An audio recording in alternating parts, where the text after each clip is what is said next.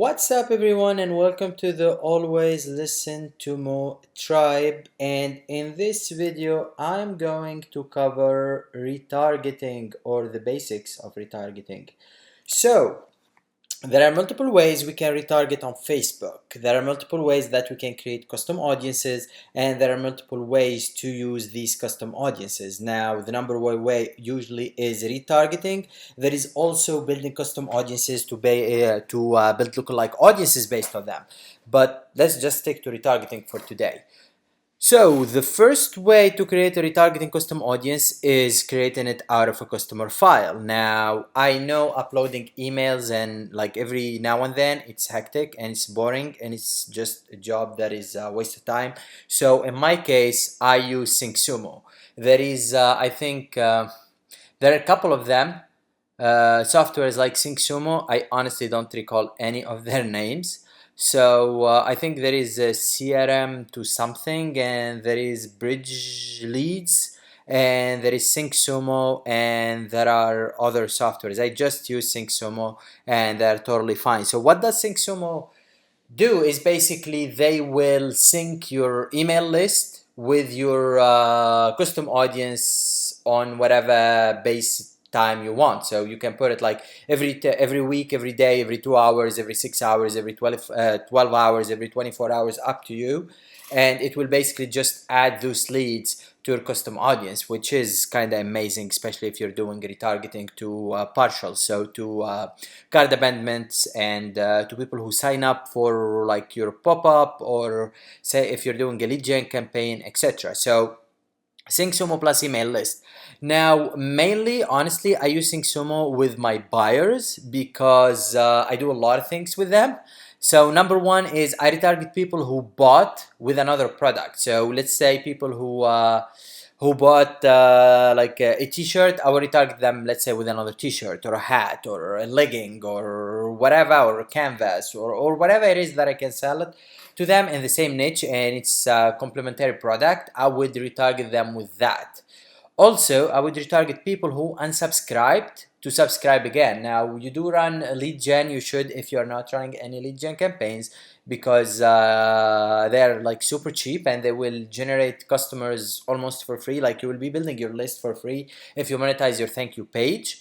And basically there will be a lot of people that will unsubscribe, but that does not mean you can retarget them again on Facebook to subscribe again. Or if they subscribe, they are showing they showed interest at some, like, to some level on your in your niche or on your product or whatever it is. So some people are just impatient, so when they unsubscribe, you can just retarget them with a straight add to sales page instead of making them go through the funnel. Like, honestly, I hate going through funnels when I'm in a buyer position. I just want to buy and get over with my life. So yeah, some people just are like that, and it would be just a waste of money if you don't retarget your unsubscribers to either buy from you again or to subscribe again. Number three is you want to retarget people who bought, let's say, for $20. You want to retarget them to buy again from you for a higher product. So you either have a package, you have a bundle, you have a high-end product. So you retarget them instead of just emailing, because everyone will tell you money is in the back end. Money is in the back end. Yes, but back end doesn't only mean emailing. Because with emailing, like, it's amazing and all of that, but you have to deal with inboxing and all that type of like technical stuff that I really don't know anything about yet, but I'm in the process of learning it. But in Facebook, so you can create a custom audience of people who bought over, let's say, $25 or $30, and those will be your most amazing buyers. And then you can retarget them with higher priced items, because if you gave them a good experience the first time they purchased from you, you can run your backend totally on Facebook if you want to. So that's a good thing to do. And I know here people like are, yeah, but I spend money to create to acquire a customer, blah blah blah blah blah.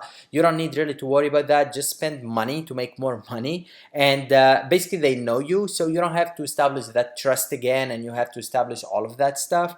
You just run to them. Those are your buyers already, so just run another ad for a higher priced item and they will be buying from you.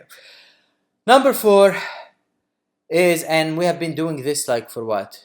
I've been doing it since the spring days, like 2014 or 13, I think. People who bought from you these are the people who will give you testimonials. So most people will run an email campaign again to them. Hey, I hope you liked our product. Please, if you care, send us your testimonial or video if you're using the product or an image wearing the t-shirt or whatever.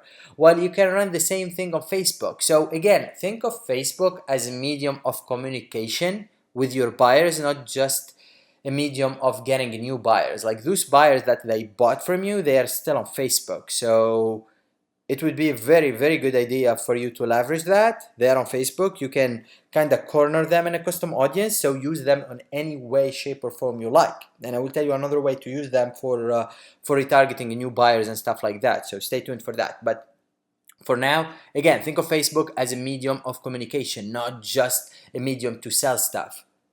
Once you understand that Facebook is a medium of communication, you can do a lot of stuff, trust me. Especially the last part, like I didn't see a lot of people doing it. I buy from a lot of websites and I'm yet to see a website sending me like a retargeting ad saying thank you for being our customer, or retargeting ad, hey, I hope you liked whatever you bought from us. And you can even tell them what they bought from you with the content ID if you create a custom audience of buyers with content IDs. So you can literally, hey, thank you for buying that t-shirt or whatever, like I love fishing t-shirt.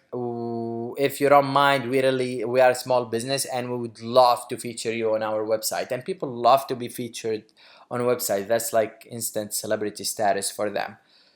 So yeah, so basically that's what I do with customer file. Now again, you can do SyncSumo with partials. When I say partials, are people who subscribed in any way, shape, or form but did not buy. So people who, let's say you're using a pop-up, exit pop-up, or using Willio, or using you're doing funnel or any stuff like that. So people who subscribe but they did not buy because kinda you are not either monetizing your thank you page, or you don't have a good sequence, or whatever it is. So, or people just abandoned the cart. So you can again use Facebook as a medium of communication and retarget those people. And that's you can do the same way also based on the pixel in here on website traffic. So it's basically this. Include the second line in here, which I will get to in a second. First, let me cover this. So include view content and exclude add to cart. This is the most basic type of retargeting.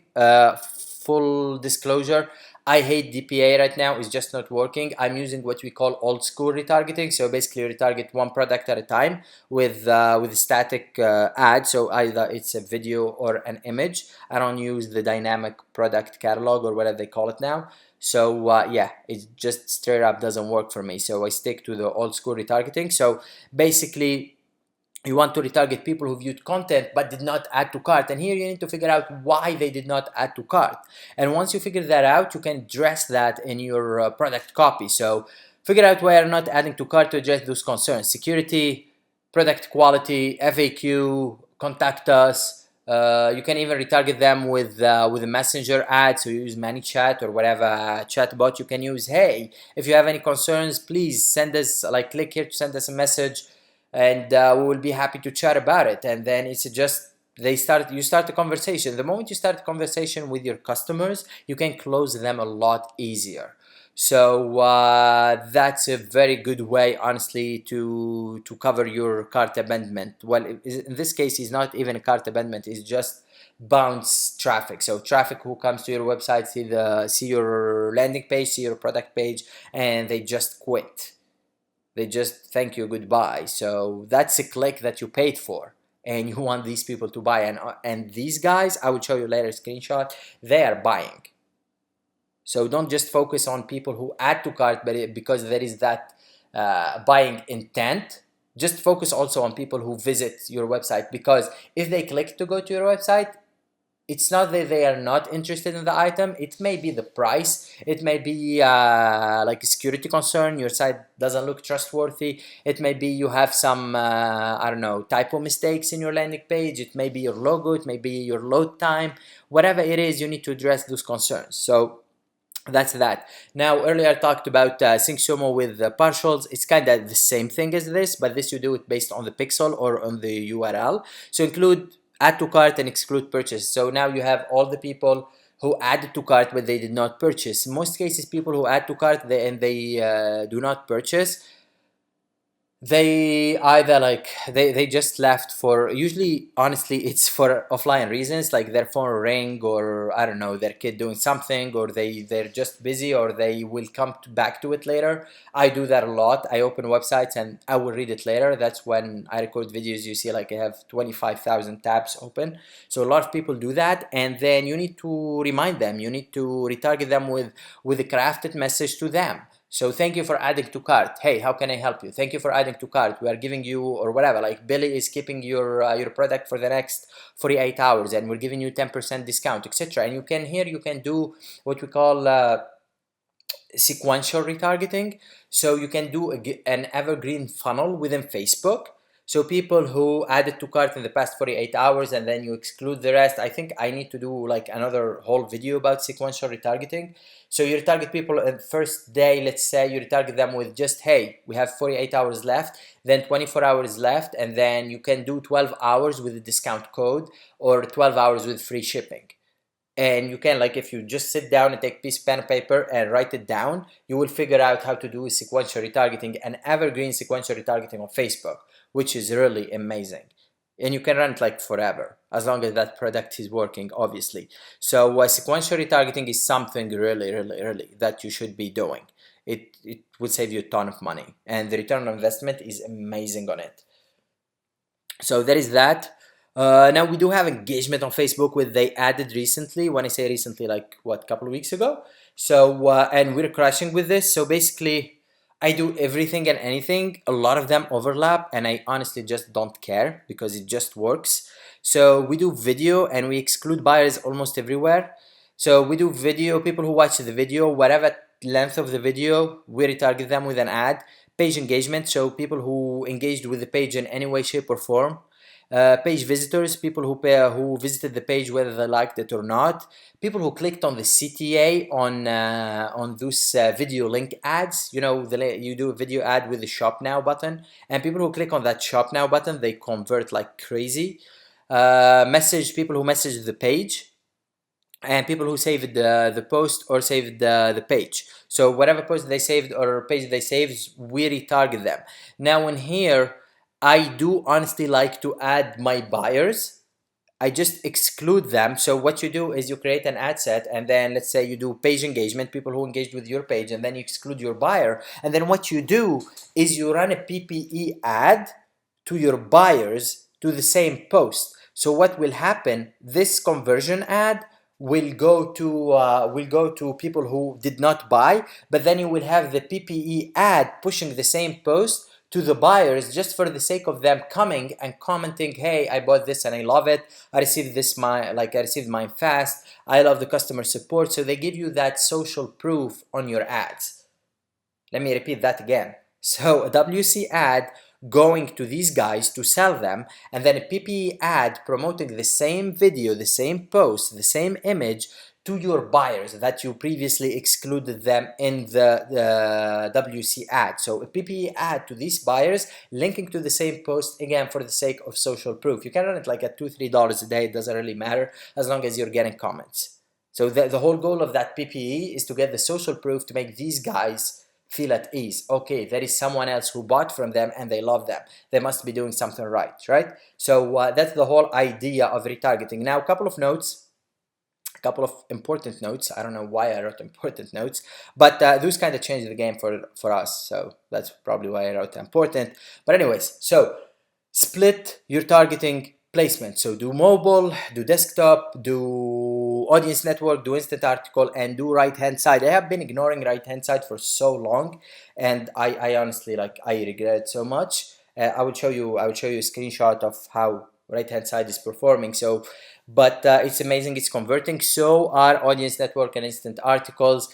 Instagram do it on its own. So one ad set per placement, and to show you how that looks like, this is a screenshot of half of the retargeting. Honestly, everything that I have been talking about, there is one ad set for each of them.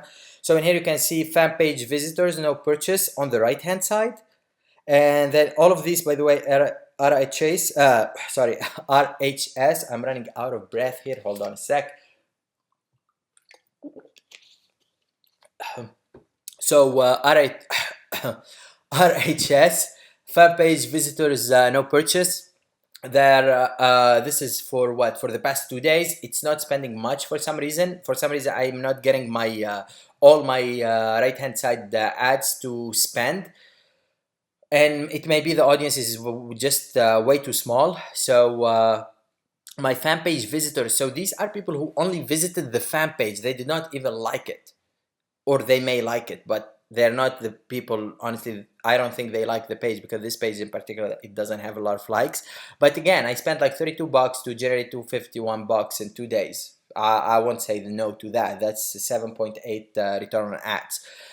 Visitors, so website visitors, and they did not purchase. So website visitor did not purchase, and you can see here right hand side and mobile.